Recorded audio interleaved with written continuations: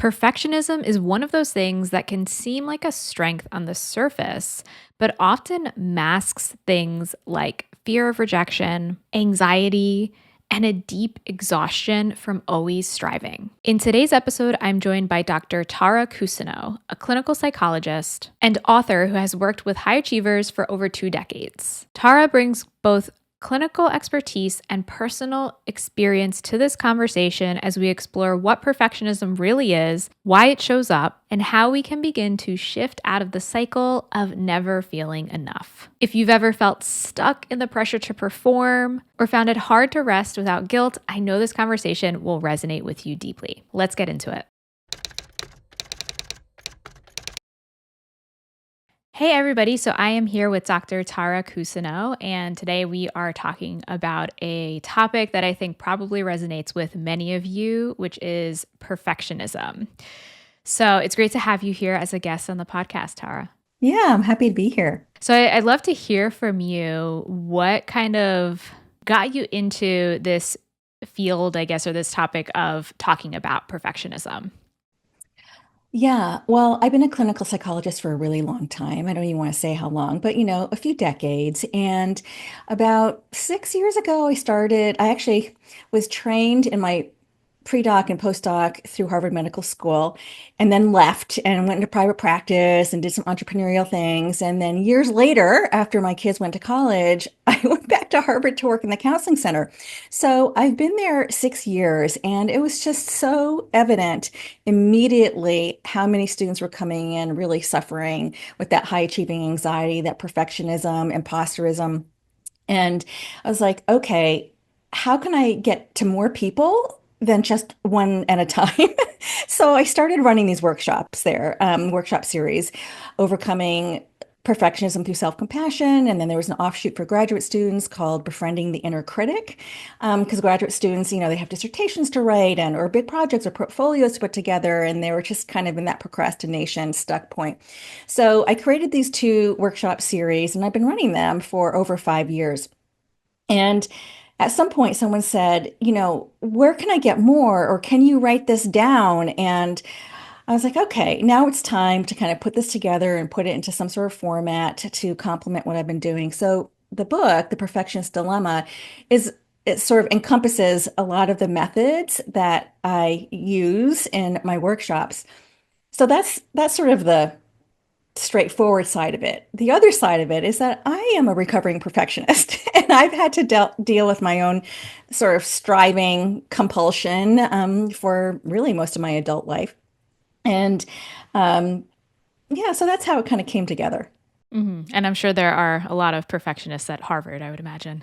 Yeah, in my private practice, I mean, I work in the greater Boston area, so there are 60 colleges and universities. There are big businesses. So in private practice, it's not even really the younger people, it's more people across the lifespan who are just really trying to do a lot. They might be managers or CEOs or working moms that are just trying to string their life together and have a lot of anxiety. So I feel like I kind of cover the whole age span, really. hmm And can you just define for us what perfectionism is? Yeah, absolutely. I've kind of come around to my own definition. There are research-based definitions, but my definition is essentially that perfectionism is a paradox created by the need for belonging or the fear of rejection, whichever side you want to look at, paired with unrealistic expectations for achievement and approval that actually sap your energy or life force. So I really wanted to kind of bring in the energy piece because what I see mostly is people who value excellence and strive for it, and that's a great thing, end up exhausting themselves. Yeah, and I like how, in the book you have that, and I think it ties in both of those pieces, like the perfectionism matrix. Yeah. That it's like the axis of, like you mentioned, the need for belonging and then the energy. Can you describe more about, I guess, like the different types of perfectionism or how that shows up for Yeah. people? So perfectionism is really on a spectrum, and some people will just self-identify as a perfectionist right off the bat, and other people have more sort of subtle elements where they're just really concerned about how they perform. They might be more of a people pleaser, or that they're really concerned about how they sort of self present, in some sort of way. So there are different flavors. But, the way that I've seen it is sort of, you can strive for excellence, but if your energy is well regulated, you're going to be a happy achiever. But if you are really sort of sapped, from your energy, or you've kind of gone into this depletion mode, you can just really end up pretty isolated, and you'll end up on another, square on the perfectionism matrix. Not to get too nerdy about it, but essentially it's this sort of continuum. It's like where you are on the sort of need for belonging on one axis, and where your energy is either sort of you're under energized or you could be over energized. Like you could think about workaholics. Like I feel like I'm mostly a workaholic and I am just constantly going and going. That's not good self-regulation. At some point you need to kind of get to the middle. So perfectionism is just it's multifaceted, it's multi-layered. Everyone comes in with their own sort of thumbprint around perfectionism, or the sort of the never enough conundrum. And I think that concept of the need for belonging is really interesting. Can you talk more about why that's such a strong component of perfectionism and what that really means? Yeah, so when people think of perfectionism, they think of sort of the typical person who has to present themselves as completely buttoned up, tightly wound, buttoned up, everything looks pristine and perfect. And that's just one element, and that's one manifestation of it. But most people who are seeking, to be perfect or not to do anything wrong, or are fearing failure, there's really sort of an underlying layer to that. And that really is a very human and very primal need to belong. And we don't really necessarily look at it that way. So, my simplest definition of perfectionism is that perfectionism is protection. And it's really this protection of not wanting to be left out. Because think about it. 10,000 years ago, if you were left out of the tribe and you're going to go die in the desert or in the woods somewhere, we actually really need each other. And so a lot of the energy around perfectionism is to actually be valued, to be validated, to belong. Yeah, and I think that what you mentioned just now of that need for protection. So it sounds as though when it comes to perfectionism, we're trying to, like, would you say it's avoiding negative consequences, or avoiding that rejection or avoiding failure? Yeah, absolutely. I mean, that's what anxiety, part of anxiety is avoidance of some sort of unknown fear, right? Fear that something might happen in the future, or it's remembering that something shaming happened in the past and you do not want that to happen again. So in a way, yeah, it could be, sort of avoidance, and it could also be this sort of like unconscious strategy just to make sure that you're part of something. So it is like the same, it's all in the same bucket, I would say. It just looks a little bit different for different people depending on their upbringing, their conditioning. And as a therapist, you know this, there's just so many factors involved. Epigenetics, the kind of household you grew up in, I don't know, the health of your mother, when you were, in her womb. And there's just so many elements that can really contribute to perfectionism.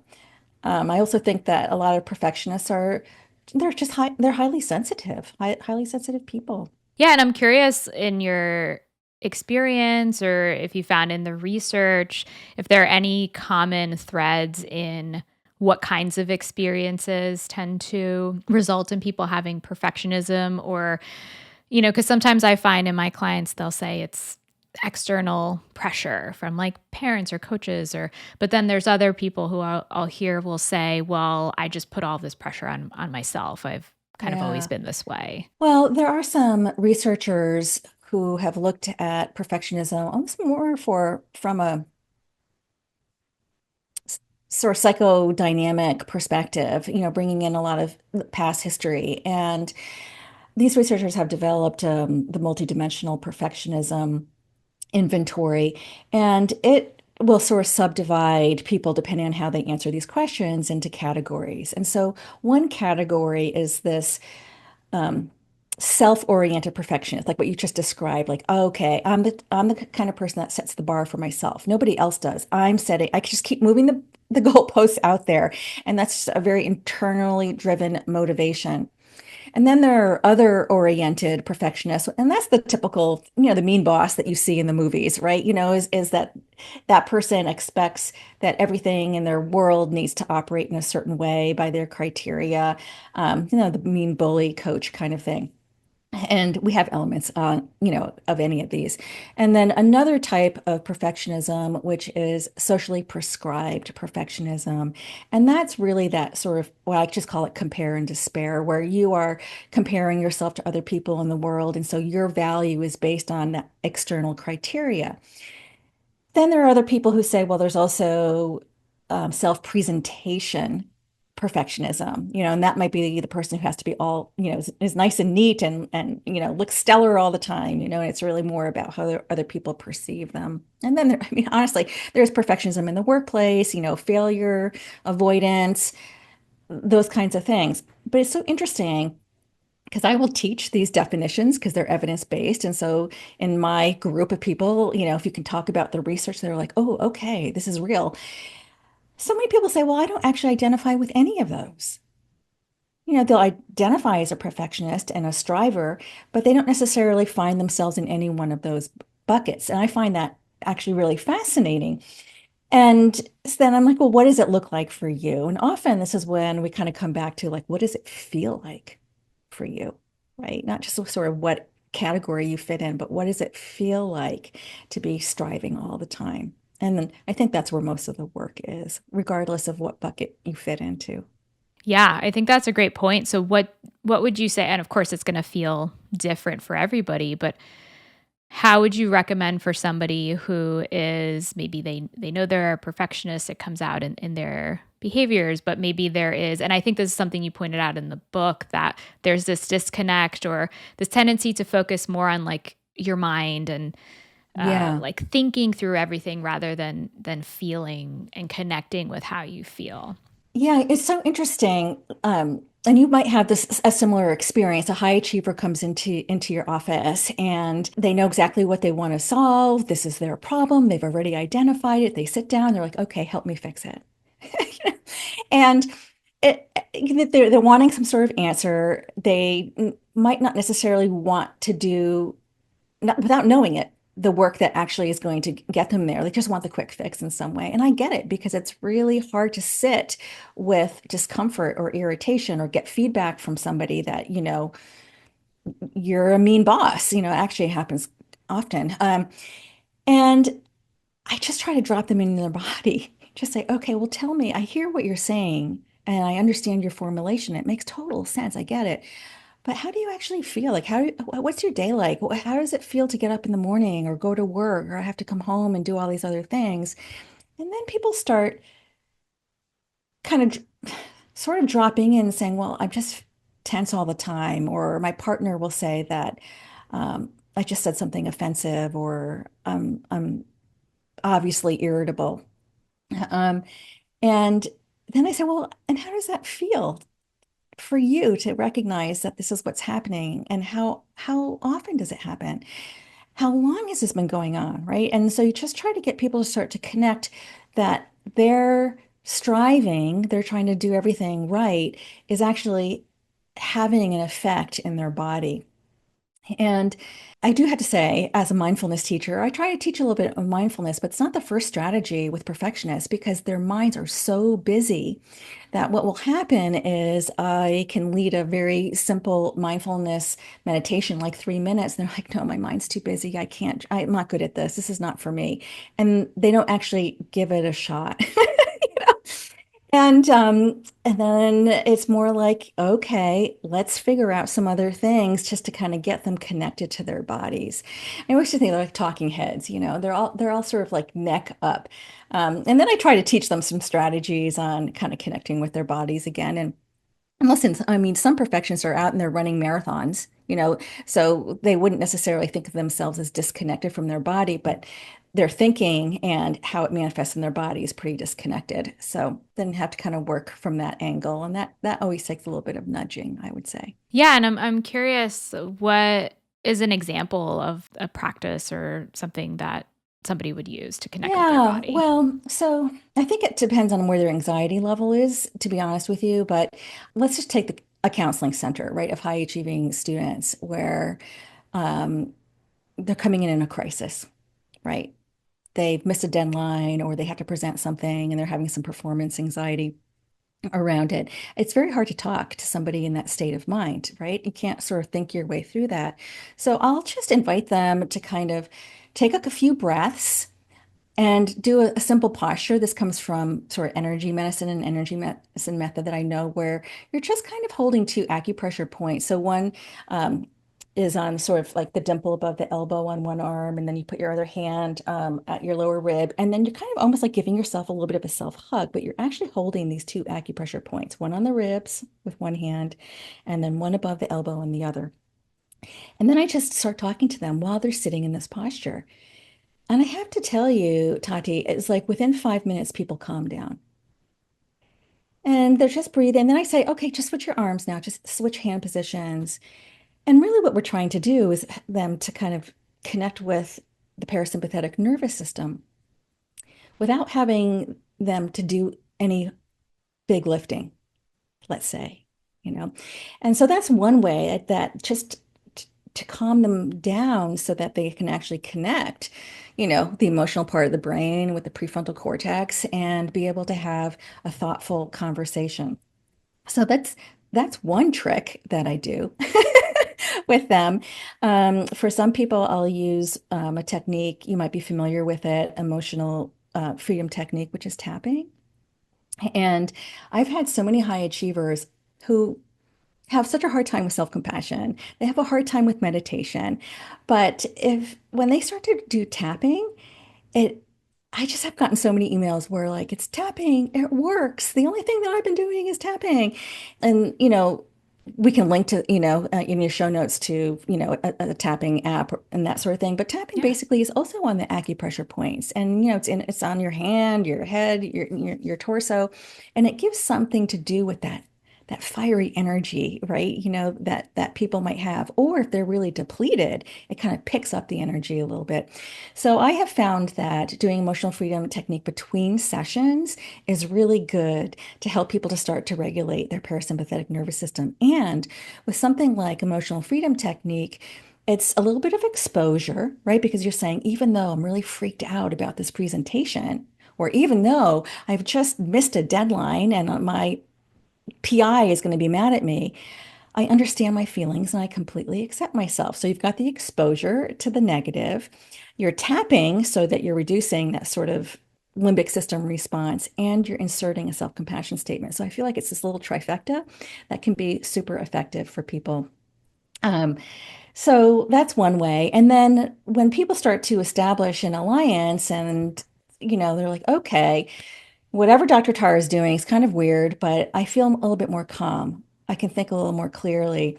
Then I'll probably start doing something a little bit more deeper, like internal family systems, and just really trying to identify the perfectionistic part or the procrastinator part and get really curious about that. Um, so it takes a couple of techniques, I think. Yeah, and one thing, because I those techniques you shared, of course, can be very effective, and I'm wondering, because I know this used to be me, like, what would you say to the skeptics out there who are like, oh, this seems kind of like woo woo, Hmm. or like, what am I doing here? Yeah, well, I love those questions. And I say, oh, I'm so glad that you brought the skeptic into the office with you, you know, and I'll just say, this is an experiment. Give it a try. You don't need to do anything. It's an invitation. And we can do talk therapy for as long as we want. I mean, honestly, we can. And that's sometimes just what people need. But I do bring in, because I'm sort of a neuroscience geek, that if somebody really wants the evidence on something like emotional freedom technique. It's like one of those second tier interventions at the Veterans Administration for people with PTSD. So if there's anyone who's really suffering from anxiety, it's men and women who come back from war. And for many of them, tapping has actually worked. So I'll just send them a research page and it doesn't happen that often, but there's some people who then will really appreciate that. Same with mindfulness. I'm like, listen, you can say anything that you want about mindfulness, but there now have been so many brain imaging studies about the positive benefits of mindfulness practice on the brain, loving kindness practice. Actually, your gray matter thickens, which makes your brain speedier and more efficient in processing. I mean, this is pretty unbelievable. And then people get kind of convinced, but they still think that they can't do it or it's not for them. And that is actually really why I like the groups. So in a way, the last thing a perfectionist wants to do is actually share their experience with other people because they keep things really close to the vest. But when I do a workshop or a group, and it could even just be like a 1 hour workshop that I've done like with, you know, a lunch and learn at an organization or for some sort of women's group or something, and I'll just do my a little mini befriending the inner critic. And it's actually pretty amazing when people hear each other and they're just like, oh, wait a minute. Someone else has an internal voice that's that mean. Oh, okay. It's not just me. It really is profound. Support groups are really helpful but in general, right? Because you're with other people. But it's an interesting thing, I think, with people who are high achievers who don't want to show anybody that they might be struggling. But that's where I feel like some of the work is. So doing something like a mindfulness meditation or practicing loving kindness and coming up with your own phrases, and people are sharing the phrases that they came up with, I believe is really transformative. Yeah, so it sounds like it's a way of facing that fear of like, what if people see that I'm imperfect? Right. Exactly. I mean, people feel like an imposter, often in life. You don't have to go to Harvard or BU or Wellesley to feel like an imposter. We're always sort of comparing ourselves and we're always questioning, like, do I deserve to be here? And that comes from, some sort of older, younger voice. Um, and when people can start talking about it, it's so interesting. I'll give one example, and maybe your listeners could relate to this. So I was doing a group recently. This is the Overcome Perfectionism group, and it's a young woman. She's getting her master's, a leadership master's degree. Apparently, she had a lovely household growing up, but really struggled with sort of her self-esteem and this whole idea of perfectionism as protection was really interesting to her. And she just had this memory. She's like, I don't know why I'm thinking about this, but I remember in the third grade, a teacher telling me or asking me why I didn't do better on like a little math quiz. Mm. Like, the teacher had this expectation. And in her small mind, she thought, oh my gosh, there is something wrong with me. I'm not good enough. She hadn't had that memory in a really long time. And so then the work was like, oh my gosh, how interesting. How do you feel towards that part that you recognize that there might be something to this? And she's like, wow. I said, how old are you in the third grade? And she's like, well, 10. Like, yeah. Wow. Does it make sense that that 10-year-old thought that? Yeah. Okay. Are you bringing that 10-year-old forward in your life, maybe? So, and it was very moving for her. And I said, I think you just need to catch that part up on how far you've come. I mean, she's 26 now or something like that, and she's done these amazing things, and she has a fellowship or a scholarship. And so I don't think that 10-year-old needs to get caught up a little bit on your life, and you need to kind of connect with that part of you.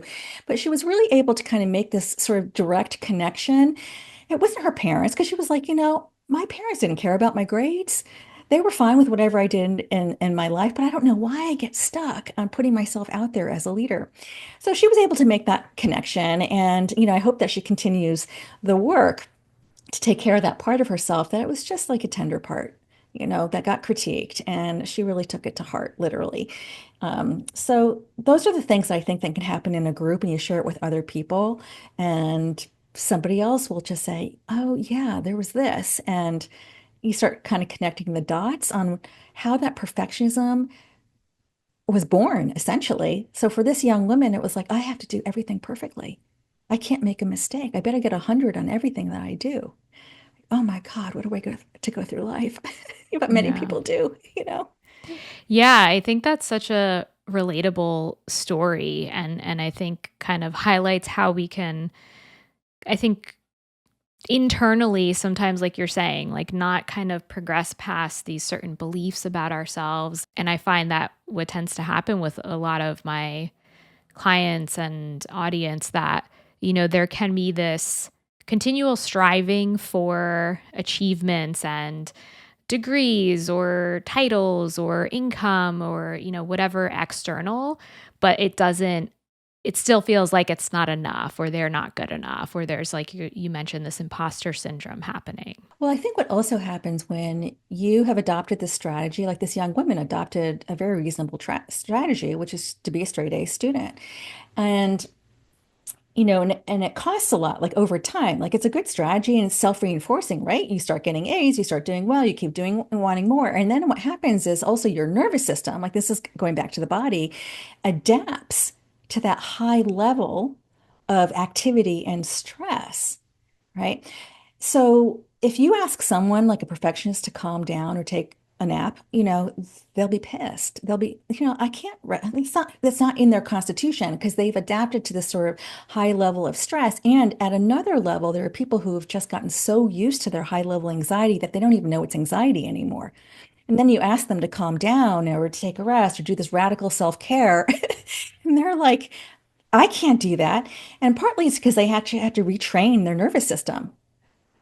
Slow down in small doses, let your body adapt. Did you know it takes months and months for your body to actually let that stress cortisol expire? And your nervous system's going to say, what's happening? You know, you got to rev it back up again, right? Because you kind of get addicted to the higher levels of stress. Well, we call it stress cortisol, but it's cortisol, right? It's the sugar that you need in your body to keep doing things. And we just become addicted to that stress. Yeah, and I think it's great how you described, like, connecting with your body. You also mentioned internal family systems, and I'm sure there's many listeners who may not be aware of what that is. And you mentioned, like, for example, the perfectionist versus the procrastinator parts. Can you talk more about that? Yeah. So I would say, first of all, that I'm IFS trained and informed. I'm not certified as an IFS therapist. When you get trained in this methodology, you have to go through these different levels. So I'm like that level two. Not that that means anything, but I just want to just be really clear. But IFS is a very interesting model of understanding that we're not sort of monolithic or unified. We actually have many different elements or parts. And sometimes, like when I'm working with high achievers in universities, I'll say algorithms. Like we have all these different algorithms. In other therapies, we might say scripts, for example. But we have these different parts, which is not one thing. And when we can start to identify that a certain behavior or a certain attitude is a part of us, it starts to invite curiosity. Like with this young woman, like she was completely identified with her perfectionistic self. Like she couldn't see it necessarily as a part, but when she started to have this recollection, she could see, oh, there is a younger part of me, right?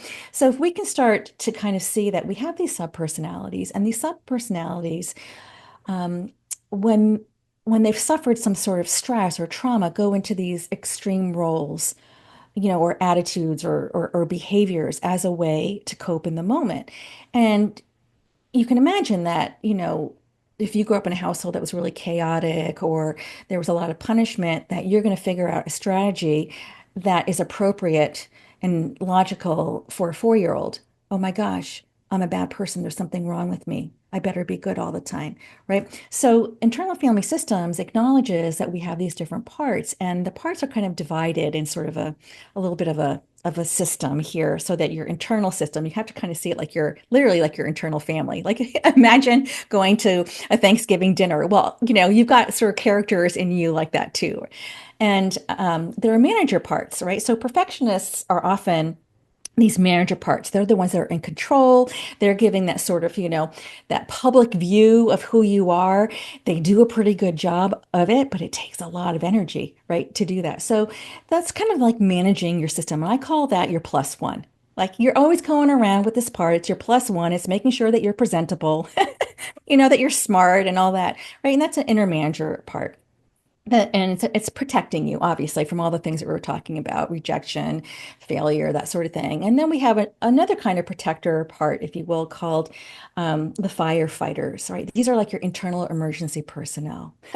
They're the parts of you that when the manager is failing in some way because it's exhausted, you might be scrolling on the internet, binging on Netflix, binging on food, sex, alcohol, any sort of numbing activity or substance is a firefighter kind of activity because it's just trying to numb the pain. So the firefighter parts are like these, I just call them your pain relievers, and we all have them. Retail therapy, it could be whatever it is. So often there is this sort of internal tug of war between that inner manager, the perfectionist, and sort of the number or the procrastinator, right? Procrastination, avoidance is numbing the pain. It's like you do not want to suffer the pain. And so at first it's just kind of working with these parts and identifying how hard they're working for you, what's the positive intention. But then you have to ask the question, well, what are these protectors protecting you from? Well, they're protecting that wounded child, right? That 10-year-old, that third grader that just felt so ashamed, right? So the protectors are going to do everything in their power not to reveal or let this sort of exile come forward because that would mean dealing with shame or hurt or trauma. So, so internal family systems is a method to see like, oh, okay, we have these different elements and these different parts, and they serve a purpose, even if it's not the best strategy, right? And when we can start to heal those parts, we can unburden them from their roles and really sort of get to the exile and heal that part of you, right?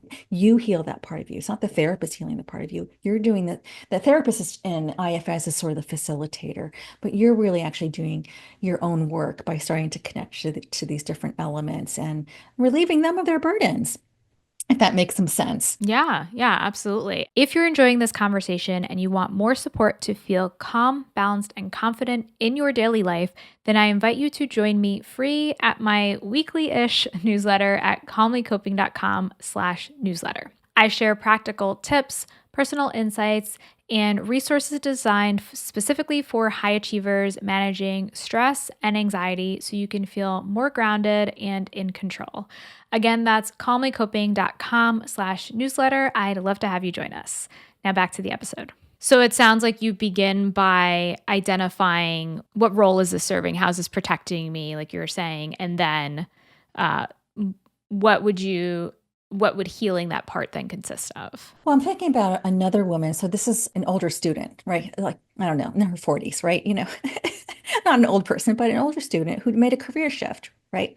And she came to one of my workshops and she couldn't do the whole series because she's a working mom and she's in graduate school and she's super, super busy, but your typical high achiever.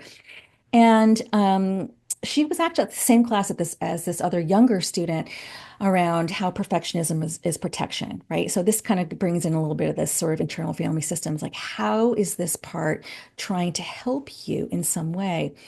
And she didn't show up for like 3 or 4 sessions, and then she showed up and she said, I can't stop thinking about this idea that there's this part of me, my perfectionism is trying to protect me from something. And I realize that I'm always trying to present myself to the world as put together, buttoned up. And she goes, I stopped wearing makeup, and I've been wearing makeup since I've been 14 years old. And she felt liberated. And so I'm telling you, I did no work here. I was not doing therapy, but she was able to make this connection with that her perfectionism, her outward presenting self was really trying to ensure that she wouldn't be critiqued. She worked in a financial industry that was very brutal, and everyone always had to perform and meet certain numbers, and if you weren't, you were shamed. And it wasn't really her personality to actually be in that industry, which I think is what she was realizing now and why she was changing careers, but it reinforced this idea that she had developed much younger, that you always had to present yourself as looking, whatever, beautiful or attractive or smart. So so she's starting to actually to do her own healing now by her own behavior. Now she could do probably deeper levels of work in this sort of vein of an internal family system model of really kind of going to that younger part of herself, um, that learned or was taught or caught on to this idea that if you look beautiful all the time that you will be accepted, right? That's probably a deeper level of work for her, and to relieve that part of carrying that burden. I don't know if that answered your question, but I like to give some examples sometimes. Yeah, absolutely. I think that's a great example, and it sounds to me like there's some level of starting to maybe like be more I'm trying to think of the way to put it, like being vulnerable or being open to being vulnerable. Absolutely. And that's the self-compassion piece, right? So the subtitle of my book, is, learn the art of self-compassion, become a happy achiever. My workshop is overcome perfectionism through self-compassion, because we really need to draw on that inner resource of being kind to yourself, of directing warm wishes to yourself, of knowing that things are really hard, being able to validate and name that and sit with that. Sometimes, you can look at compassion or self-compassion as emotional courage, to kind of, because the body's going to want to turn away, right? Everything in our nervous system is going to say, no, don't go there. That's too hard. That's too painful. But self-compassion is really turning towards what is difficult. And so when we look at these elements or these parts or these conditions in which we had to constantly or chronically achieve in order to be approved or accepted by parents or teachers or the community, oh my gosh, we really need to understand that that made sense, but it might not be making any more sense. Like it served its that strategy has served its purpose, and now can we dial it down a little bit? And self-compassion is a practice of which I have quite a few in the book, because I feel like there's a lot of resistance towards self-compassion. People will Mhm. see it as weak or soft, and actually it's one of the strongest inner strengths that someone can have. Yeah, and why do you think, because this is something you talk about in the book, that, like, kindness and self-compassion is so hard, particularly for perfectionists? Well, first of all, perfectionists are trying to control everything. So they're trying to also control their own feelings, right? And then when you're talking about compassion or self-compassion, you actually have to address feelings, right? So it's hard to turn towards the more difficult feelings. Some people just feel like they'll lose an edge. That's a really common response. If I'm not really hard on myself or I'm not structuring myself like this, I will be weak. I'll make a mistake. So people have a lot of reasons for not wanting to be kinder to themselves, but it doesn't work. It just doesn't work. And you're just going to have that plus one, that inner manager chronically telling you you're not good enough, cracking the whip, and it's going to exhaust you, which is actually often what will bring people, maybe not so much younger students, but them as well. They'll have insomnia or IBS, or they'll start to develop migraines. People who've lived a little bit longer might start to develop chronic pain, and, because the body can't actually sustain that kind of energy. And so self-compassion is really a method to start softening in a way that's healing versus weak. And so how would you recommend somebody with perfectionism starting to practice self-compassion? So I have one hack that I like the best, if people are willing to do it. So I'm going to take the example of the young woman who was sort of shamed by the teacher in the third grade. I asked her, I said, do you think that you could find a photograph of yourself in the third grade at age 10? She's like, yeah, I think I can. I think I know which one. I'm like, good. Can you make it a screensaver on your iPhone or your smartphone? And it's the first thing that you look at every morning, like before you start scrolling the news or social media. People often tear up when I make this suggestion in the moment. And then in the next session, they'll say, oh, I found a photo. I'm like, great. And it really is this sort of invitation to, one, see how far you've come, right? But also to really direct kind wishes to that little kid. Like, oh my God, you done well. It's been hard, but it's okay to relax. It's okay to play. I love you. Right. So I don't even know if I actually write this one in the book, but it's one that I often suggest to people when I feel like they're ready, because it's such an emotional connection to your younger self. Yeah, I think that's an excellent suggestion. And I've done that before, like getting a younger picture myself, but I love the added step of like having that as your phone wallpaper because that's something people see all the time. Exactly. Otherwise scrolling the news or the next email that, because people are addicted, perfectionists are addicted to their emails. And Mm, so that can be the first face that you look at in the morning. yeah. Yeah. Yeah, no, that's excellent. And this is a great conversation. I think you shared so much that's so applicable and helpful to people who are struggling with perfectionism. And also what I heard from you is that like that's not their sole identity, right? Right. Like they can step outside of that perfectionistic way of being and learn different ways of functioning. And like you mentioned, like being a happy achiever. So what would you give like as any final words or suggestions for somebody who is struggling with perfectionism right now? Yeah. Well, first of all, I would say it's not your fault. It's a logical behavior and attitude that arose to help you survive a difficult moment or situation in your life. And in many ways, it served you well. We're not trying to get rid of it, but we're just trying to dial it down a little bit so that you can strive for excellence without the suffering. Mm. Yeah, I love that. And so you, of course, mentioned your book, The Perfectionist Dilemma, which I would highly recommend. And can you just share with people who want to connect with you more, who want to learn more about you, read your book, how they can find you? Yeah, well, people can go to my website, taracousineau.com, TARACOUSINEAU.com. There's also a little mini website for my book. So if you just search the Perfectionist Dilemma book, you might actually end up on perfectionistdilemma.com.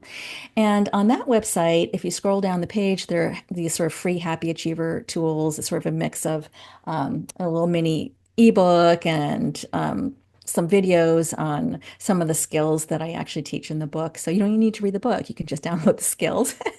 And then I just started a new publication on Substack called The Peaceful Perfectionist as really a way for me to keep the conversation going with people around perfectionism or never enoughness or whatever is going on, and certainly self-compassion.